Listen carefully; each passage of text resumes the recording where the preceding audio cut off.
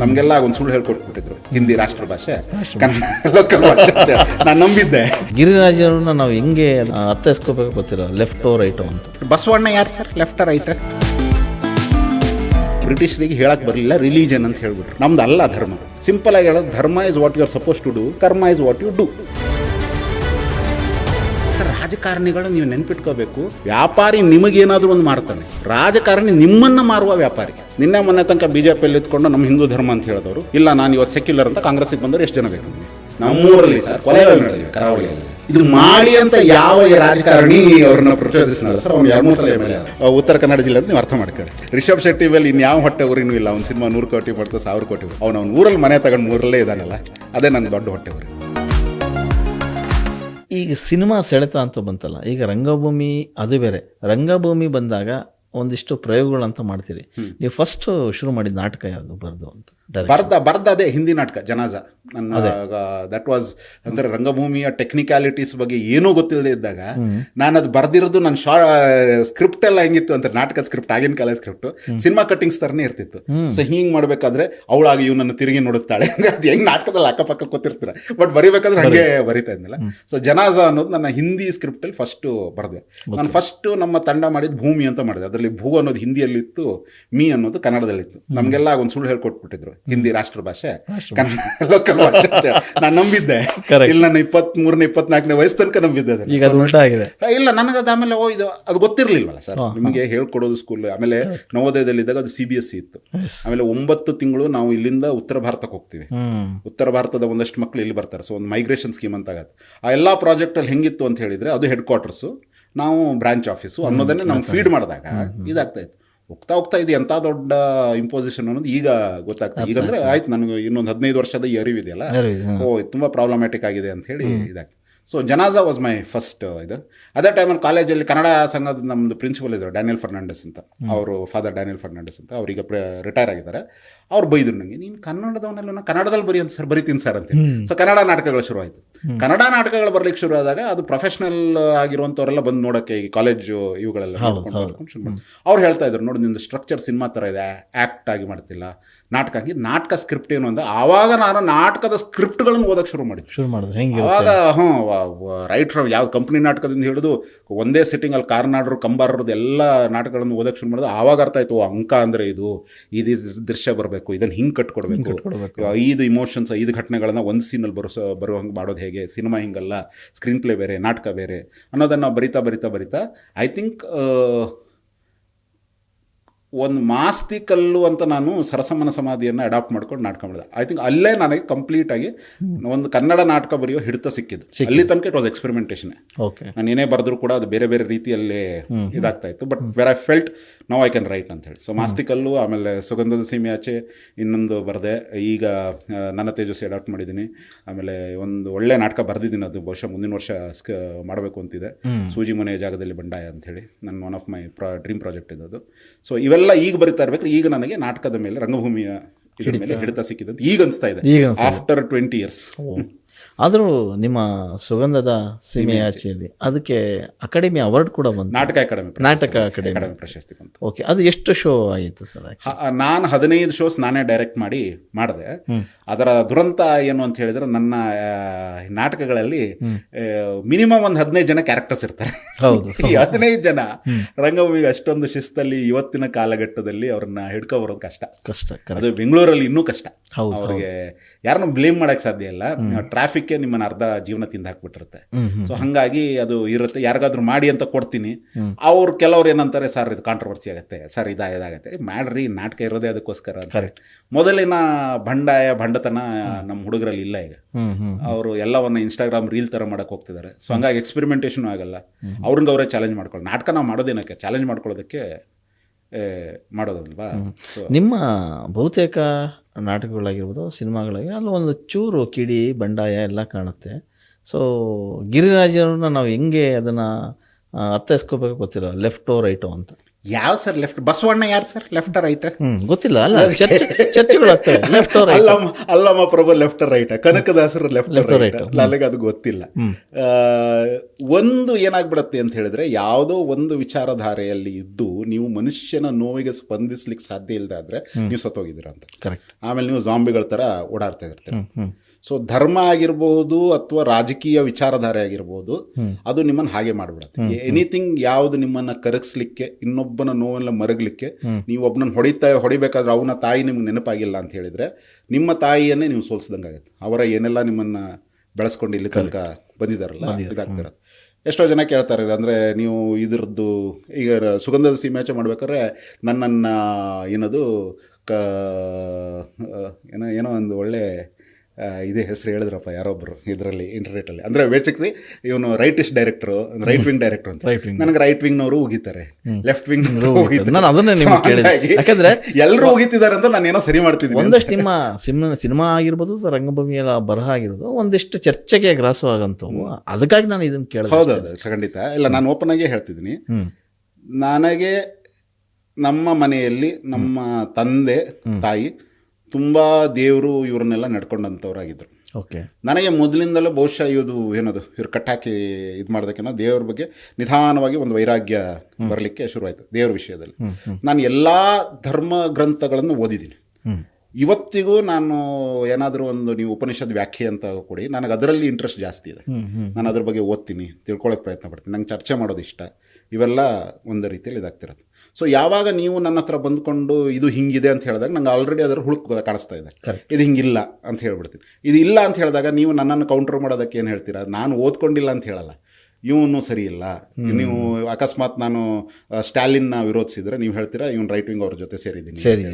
ಅಕಸ್ಮಾತ್ ನೀವು ಇದ್ರದ್ದು ಏನದು ಜಾತಿ ಪದ್ಧತಿಯನ್ನು ಇಲ್ಲ ಅದು ಹಂಗಿರಲಿಲ್ಲ ಅಂತ ಹೇಳಿದ್ರೆ, ನಾನೇನಾದರೂ ಅದರದ್ದು ವಿರೋಧವಾಗಿ ಹೇಳಿದ್ರೆ ನೀವು ಹೇಳಿದ್ರೆ ಓ ಲೆಫ್ಟ್ ವಿಂಗು ಅಂತ ಹೇಳ್ತೀನಿ. ಸೊ ನನ್ನ ಪಾಲಿಟಿಕ್ಸ್ ಎಲ್ಲವೂ ನಿಮ್ಮ ಪಾಲಿಟಿಕ್ಸ್ ಮೇಲೆ ಡಿಪೆಂಡ್ ಆಗಿದೆ. ನಿಜ. ನನಗೆ ಇದು ನಂದು ಸಿಂಪಲ್ ಆಗಿ, ಫಾರ್ ಎಕ್ಸಾಂಪಲ್ ಇವತ್ತು ಏನೇ ಪೊಲಿಟಿಕಲ್ ಅಜೆಂಡಾಗಳಿವೆ, ಕಾಂಗ್ರೆಸ್ BJP ಎನಿಥಿಂಗ್, ನಂದು ಸಿಂಪಲ್ ಪ್ರಶ್ನೆ, ಮನುಷ್ಯ ಬದುಕಲಿಕ್ಕೆ ಬೇಕಾಗಿರೋ 3 ಇದು: ಆರೋಗ್ಯ, ಊಟ, ಜಾಬ್, ಶಿಕ್ಷಣ. ಇದಕ್ಕೆ ಇವ್ರು ಯಾರಾದರೂ ಏನಾದರೂ ಮಾಡ್ತಿದ್ದಾರಾ? ಅದ್ರ ಬಗ್ಗೆ ಮಾತಾಡೋಣ. ಅದು ಬಿಟ್ಕೊಂಡು ಇದು ಕಟ್ಟಿದಾರ, ಅದು ಹೊಡೆದಾಕಿದಾರ, ಆ ಜಾತಿ, ಆ ಧರ್ಮ, ಇದು ನನಗೆ ಇಂಟ್ರೆಸ್ಟೇ ಇಲ್ಲ. ನನಗೆ ಫಸ್ಟ್ ಆಫ್ ಆಲ್ ಇಂಟ್ರೆಸ್ಟ್ ಇಲ್ಲ. ಸೊ ಹಾಗಾಗಿ ನನಗದು ತುಂಬ ವಿಲಕ್ಷಣವಾಗಿ ಆಮೇಲೆ ನನಗೆ ತುಂಬ ಪ್ರಭಾವಿಸಿದವರು ಕೆಲವರು ಇದ್ದರೆ, ಒಬ್ಬರು ಬಾಬಾ ಸಾಹೇಬ್ ಅಂಬೇಡ್ಕರ್ ಆಗಿರ್ಬೋದು, ಬಸವಣ್ಣ ಆಗಿರ್ಬೋದು, ಬುದ್ಧ ಆಗಿರ್ಬೋದು. ಅದೇ ರೀತಿ ನಂಗೆ ಶರೀಫರು ತುಂಬ ಪ್ರಭಾವಿಸಿದವರು. ಅಲ್ಲಮ್ಮನ ಭಕ್ತಿಗೂ ಬಸವಣ್ಣನ ಭಕ್ತಿಗೂ ತುಂಬ ವ್ಯತ್ಯಾಸ ಅಲ್ವಾ? ಸೊ ನಾನು ಇವರೆಲ್ಲರ ಮಧ್ಯೆ ಸಂಚರಿಸ್ತಾ ಇರಬೇಕಾದ್ರೆ ನನಗೆ ಕುವೆಂಪು ಅವರು ಇದಾಗ್ತದೆ. ನನಗೆ ಇದ್ರದ್ದು ತುಂಬ ಚೆನ್ನಾಗಿ ಅನ್ಸೋದಂದರೆ ಯು ಆರ್ ಅನ್ನೋದು ಅದನ್ನು ತುಂಬ ಚೆನ್ನಾಗಿ ಎಕ್ಸ್ಪ್ಲೇನ್ ಮಾಡಿದರು. ನೀವು ಅದನ್ನು ಕುವೆಂಪು ಅವರ ಸಾಹಿತ್ಯದಲ್ಲಿ ಇಟ್ಕೊಂಡು ಹೋದರೆ ಕನ್ನಡಕ್ಕೆ 3 ಹಸಿವಿದೆ ಅಂತ ಹೇಳಿ. ಒಂದು ಆಧುನಿಕತೆ ಹಸಿವು, ಇನ್ನೊಂದು ಸಮಾನತೆ ಹಸಿವು, ಇನ್ನೊಂದು ಆಧ್ಯಾತ್ಮದ ಹಸಿವು ಅಂತ. Which is very true. ನಮ್ಮೆಲ್ಲರಿಗೂ ಅದಿರಬೇಕು. ಕರೆಕ್ಟ್. ವೈಯಕ್ತಿಕವಾಗಿ ನಾವು ಈಗಿರುವ ಬದುಕಿಗಿಂತ ಇನ್ನೂ ಉತ್ತಮವಾಗಲಿಕ್ಕೆ ನಾವು ಪ್ರಯತ್ನ ಪಡಬೇಕು. ಈಗ ಬೀದಿ ನಾಟಕ ಬದಲು ಮೈಕ್ ಇಟ್ಕೊಂಡು ನಾನು ಹೆಂಗೆ ಮಾತಾಡೋದಕ್ಕೆ, ನನ್ನ ಆರೋಗ್ಯನ ನಾನು ಕಾಪಾಡಬೇಕು ಮತ್ತು ಹೆಚ್ಚಿನ ಜನರು ರೀಚ್ ಆಗಬೇಕು. ಅದೊಂದು ಆಧುನಿಕವಾಗ್ತಾರೆ. ಇನ್ನೊಂದು ಸಮಾನತೆ ಹಸಿ ಇರಬೇಕು. ನೀವು ನನ್ನನ್ನು ಕೆಳಗಾಗಿ ನೋಡ್ರೆ ನಾನು ಸಹಿಸ್ಕೋಬಾರ್ದು, ಹಾಗೆ ನನ್ನ ಯಾವ ದೃಷ್ಟಿಯು ಯಾರನ್ನು ಕೆಳಗಾಗಿ ನೋಡಬಾರ್ದು. ಅದಕ್ಕೋಸ್ಕರ ನಾನು ನನ್ನ ಅಹಂಕಾರ ವಿರುದ್ಧನೂ ಹೋರಾಡ್ತಾ ಇರಬೇಕು. 3ನೇದು ಆಧ್ಯಾತ್ಮ ಅಂತ. ಆಧ್ಯಾತ್ಮ ಅನ್ನೋದು ಏನು? ಇದು ವೆರಿ ವಿಚಿತ್ರವಾಗಿ ಆಧ್ಯಾತ್ಮಕ್ಕೂ ಧರ್ಮಕ್ಕೂ ಸಂಬಂಧ ಇಲ್ಲ. ಇನ್ಫ್ಯಾಕ್ಟ್ ಧರ್ಮ ಅನ್ನೋದನ್ನೇ ತಪ್ಪಾಗಿ ಅರ್ಥ ಮಾಡ್ಕೊಂಡಿದ್ದೀವಿ. ಬ್ರಿಟಿಷರಿಗೆ ಹೇಳಕ್ ಬರಲಿಲ್ಲ, ರಿಲಿಜನ್ ಅಂತ ಹೇಳ್ಬಿಟ್ರು. ನಮ್ದು ಅಲ್ಲ ಧರ್ಮ. ಯಾಕಂದ್ರೆ ನಮ್ಮಲ್ಲಿ ಏನು ಬರುತ್ತೆ ಅಂದರೆ ತಂದೆಯ ಧರ್ಮ ಏನು, ಗುರುವಿನ ಧರ್ಮ ಏನು, ಪುತ್ರನ ಧರ್ಮ ಏನು ಅಂತ ಬರುತ್ತೆ. ಹಂಗೆ ಇದ್ಯಾವ ಧರ್ಮ ಇದು? ಸಿಂಪಲ್ ಆಗಿ ಹೇಳೋದು, dharma is what you are suppose to do, karma is what you do. ಧರ್ಮ ಸಂಕಟ ಏನಾಗ್ಬಿಡತ್ತೆ ಅಂತ ಹೇಳಿದ್ರೆ, ಈಗ ನಾನು ಸಿನಿಮಾ ಡೈರೆಕ್ಟ್ ಮಾಡ್ತಿದ್ದೀನಿ, ನನ್ನ ಹೆಂಡತಿಗೆ ಮಗು ಆಯಿತು, ನಂದೇ ಮಗು ಆಯಿತು, ಹೇಗಾಯಿತು, ನಾನು ಬಿಟ್ಟು ಹೋಗೋಕ್ಕಾಗಿಲ್ಲ.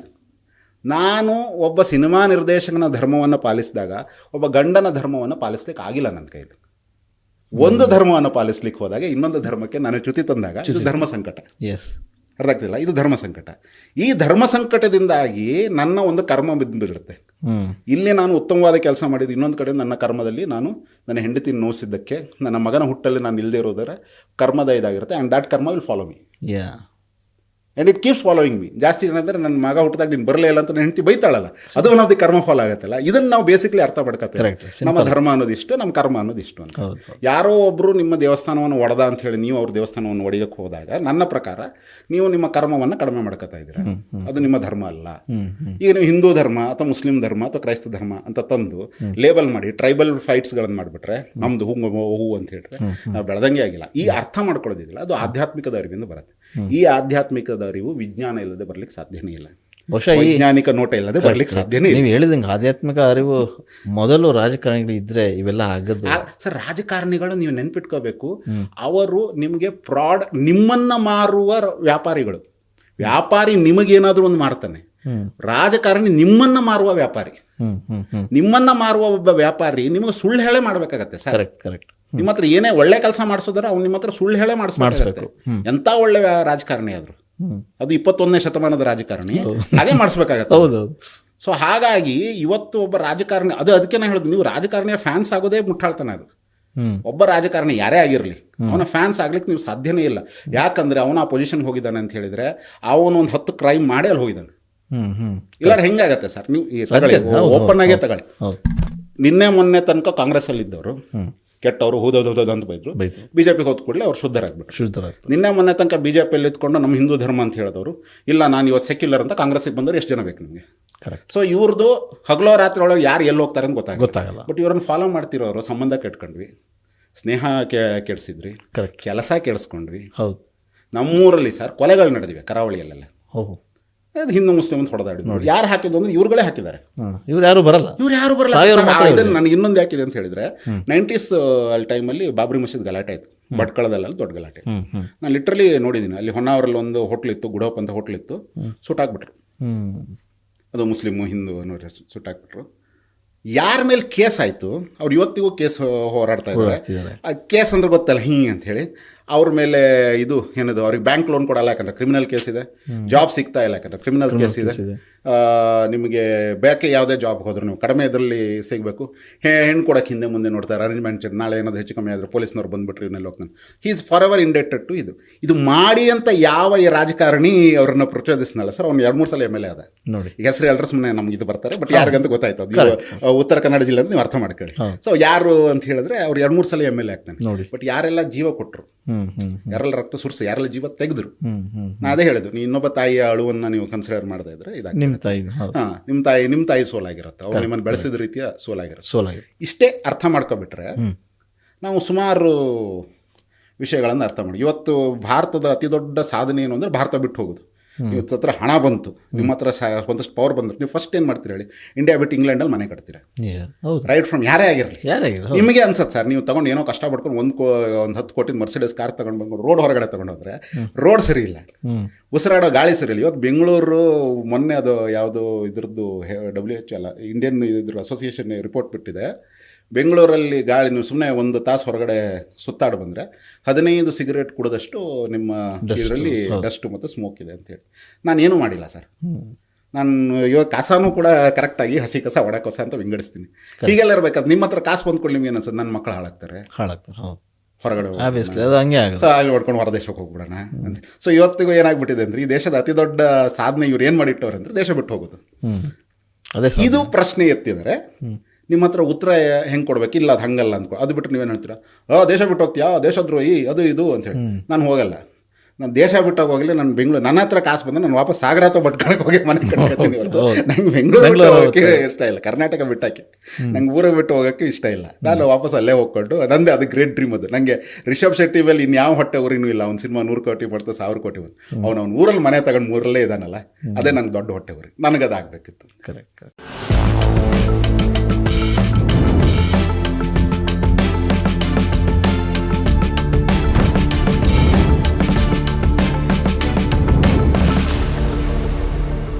ತುಂಬ ಖುಷಿ ಆಗ್ತಾ ಇದೆ.